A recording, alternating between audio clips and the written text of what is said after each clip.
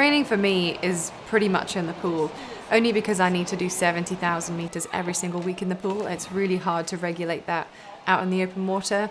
In Britain, it's a little cold for quite a lot of the year. So again, to do a lot of that training outdoors, I'm already pushing my body to the limit. To add in cold water training on top of that isn't great. But what we do is we go to warmer climates and we go to races that the water temperature is really good for us. We're there a few days before, a few days after. So my open water training is the races I do, and then a bit of training that we can get in before and after the event, actually in the open water.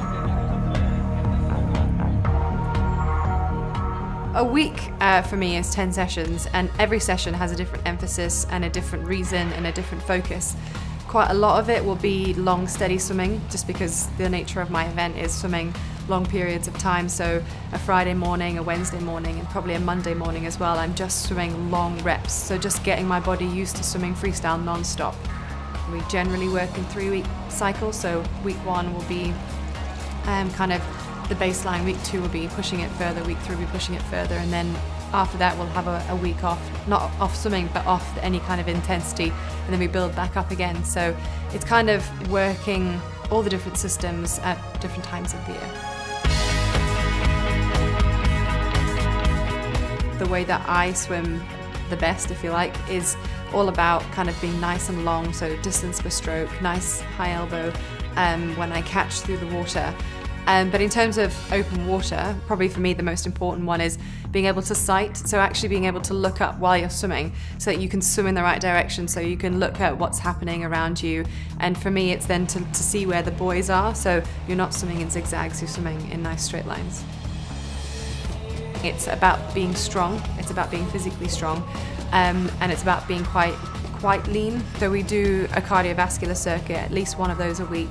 I run once a week, I do yoga a couple times a week, and I also do a weights program, but it's not Olympic lifting or anything. It's very much about maintaining all the little muscles in my body and making sure that all the ones that should be working very sports specific for the pool are working.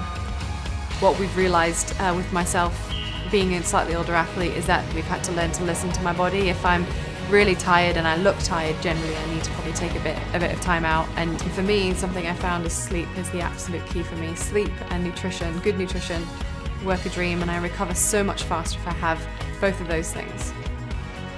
It was in March last year that I found out that I was gluten intolerant, which had a huge impact on my swimming. So I was essentially sticking toxic food in my system for 8 years of the last sort of 12 years of my career. So it's been really exciting actually coming up with new things, new recipes, different ways of making things. Like the staples that I used to do quite a long time ago, I can't do them anymore. So finding new ways and exciting ways to keep things interesting. But a really big part of what I do is before a session, it's making sure that I've eaten, and after the session, again, making sure that I've eaten.